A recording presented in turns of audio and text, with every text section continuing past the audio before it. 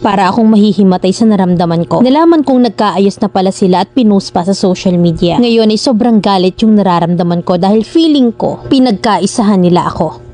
May nakilala akong lalaki sa company na pinagtatrabahuhan ko. 23 ako at ganon din naman siya. December 2024 nung nagkahiwalay kami ng ex ko. At March ko naman siya nakilala dahil nireto siya sa akin ng kawork ko. Mabait, mayaman ang pakilala sa akin ng mga kasama ko. Single siya nung nakilala ko at ganon din naman ang sabi niya sa akin. Mas mataas yung position ko sa kanya kasi promo siya at ako naman ay sa back office. Nung araw na pinakilala siya sa akin ay yun din yung araw na kinausap niya ako at pinursiging makilala ako. At ilang araw muna bago ko siya kinausap. Grabe yung pagsuyo niya sa akin to the point na nag-aantay siya sa labas ng work. Na kahit na mas nauna pa akong umuwi sa kanya at hindi niya alam yon. Wala pa siyang contact sa akin noon hanggang sa nakuha na niya yung aking Facebook. At doon na nagsimula yung kalbaryo ko sa kanya. Nalaman kong Muslim pala siya. Nung una wala naman talaga akong pakialam sa kanya lalo na't nung una hindi naman ako interesado. Magaling siyang magsalita na kesyo anak nga daw siya ng mayor. At libangan lang daw niya yung mag-work dahil boring siya. Nagtaka ako na parang dami account yung Facebook niya. Kasi nung inisto ko siya iilan lang yung friends niya. So ang sabi niya tinatago niya daw ang pagkatao niya kasi nga daw anak siya ng mayor at dati rin siyang army. Na dun pa lang naghinala na ako. 2 weeks ago ay naging consistent siya sa paghatid at sa pag-uusap namin. Pinapahawak niya na rin ang phone niya sa akin kasi nga naghihinala na ako. Ngayon nga ay nahulog na ako sa kanya. Nagdesisyon ako na sumama sa kanila kasi nga daw ipapakilala ako sa mga tito niya at pinsan. Okay naman at wala naman ako nakitang kahinahinala sa kanila. Doon ako natulog at doon ko na ibigay ang hindi dapat ibigay. Iniisip ko na magbabago siya kasi nga nakuha na niya yung gusto niya pero mali ako. Hindi naman siya nagbago at ganun pa rin siya. Hanggang sa isang araw habang nag-scroll ako sa Facebook ay nakita ko yung main account niya. Kinumpronta ko siya at dun ko lang mismo nalaman na may jowa pala siya at katrabaho din namin. Na magka-live-in pala sila. Gumuho yung mundo ko nung nalaman ko yun. Inamin niya sa akin lahat at sinabi niya na gustong-gusto niya raw hiwalayan yung babae. 30 years old na yung babae at mas matanda sa amin. Masasabi ko na mas maganda at mas sexy ako. Nakipaghiwalay ako sa lalaki pero ayaw niya, tinatakot ako na magpapakamatay siya. Luluhod daw siya sa akin para daw hindi ko lang iwan. Malat din yun sa company namin at ang mali lang kasi akala ng iba na aware ako na may jowa si boy. Nag-decide akong hiwalayan siya pero siya tong mapilit. Pinapili ko siya at sinabi kong hindi pwedeng dalawa kami at pinili niya ako. Mahal na mahal ko man ang lalaki pero hindi ako papayag na dalawa kami. Nagsinungaling pa siya sa akin na wala na daw si babae at umalis na pero hindi pa rin ako naniwala na wala na. Hanggang sa nag-imbestiga ako at nalaman ko na magkasama pa rin pala sila. Dumating sa point na sukong-suko na ako hanggang sa kinausap ako mismo ng babae. Nagmamakaawa siya sa akin at ang sabi niya ako na lang daw yung lumayo kasi wala daw siyang mapupuntahan kapag naghiwalay sila ng boyfriend ko. Ginawa ko yun, iniwasan ko at hiniwalayan ko. Pero itong si Boy ang gumawa ng paraan para magkausap kami kahit na nakablock siya sa lahat ng account ko. Ginawa niyang lahat para suyuin ako hanggang sa lumambot na naman ang puso ko. Naging kami habang magkasama sila sa isang bahay at pumayag ako doon. Dahil nga mahal ko at naaawa ako sa babae. Pumayag ako kasi every time na uuwi yung boyfriend ko sa bahay ay halos naka-video call hanggang umaga naman kami. Nag-chat sa akin ng babae na kesyo mag-isip daw ako kasi itong si lalaki daw ay tuwing magkaaway kami ay yung babae yung binabalikan at sinasaktan. Tinututukan daw siya at inuumpog sa pader. Hindi naman ako naniwala kasi wala naman akong nakikita na galos sa kanya. Tumala yung trust issue ko kasi wala akong katahimikan kahit pa araw-araw niya akong kausap at ka-video call. Palagi na kami nag-aaway at sinasabihan niya rin ako na nagsasawa na raw siyang magpaliwanag sa akin. Na inaantay lang daw niya na makauwi si babae sa province nila at magiging tahimik na kami. Pero hindi pa rin ako naniwala. Araw-araw ko siyang inaaway at sinasabi ko na hiwalayan na lang ako at bitawan na lang kung hindi niya mapapaalis yung babae na yon. Pinagsalitaan ko siya ng masasama at na-hospital siya sa sobrang sakit ng ulo. Nag-text sa akin ng ex niya at dinala daw sa ospital yung boyfriend ko dahil hindi daw kinaya yung sakit ng ulo. And then yung mismong araw na nakikipaghiwalay ako, sinabi sa akin ng ex niya na depression daw kaya ganun yung lalaki. In short ay nagkaayos ulit kami ni Boy. Hindi ko na rin siya inaway kahit na araw-araw akong nagsasuffer ng hinala ko. Hanggang sa isang araw naisipan kong antayin silang makalabas. Nauuna kasi akong lumabas at hindi ko na kailangan pang pumila. Inaabangan ko kung sabay ba silang umuwi. At hindi nga ako nagkamali kasi nauuna lang si babae at sumunod lang si lalaki. Na nagkunwari lang yung dalawa na bumibili sa butika. Nanginginig yung katawan ko sa galit. Tinawagan ko yung boyfriend ko, tinanong ko kung asan siya at sinabing pauwi na raw siya. Na which is kabaligtaran ng sinasabi niya. Sobrang sakit na harap-harapang nagsisinungaling sa'yo yung tao. Sinabi ko na mag-uusap kami at doon nga ay sumabog yung galit ko. Nakita ko si babae na lumabas sa butika at nung sinundan ko, pinagsasampal ko. At kung ano-anong masasakit na salita yung sinabi ko sa kanya. Pero ganun pa rin siya. Pinapanindagan niya pa rin yung pagiging sinungaling niya. Para akong mahihimatay sa naramdaman ko. Nalaman kong nagkaayos na pala sila at pinost pa sa social media. Na ngayon ay sobrang galit yung nararamdaman ko na feeling ko pinagkaisahan nila ako. By the way, pareho silang Muslim at mag-first cousin sila ng ex niya. Sa ngayon ay nasa healing process na ako at ngayon ngay alam kong nagkabalikan na rin sila. Mabasa mo sana yung kwento ko, Mami Len. Letter sender, Bev.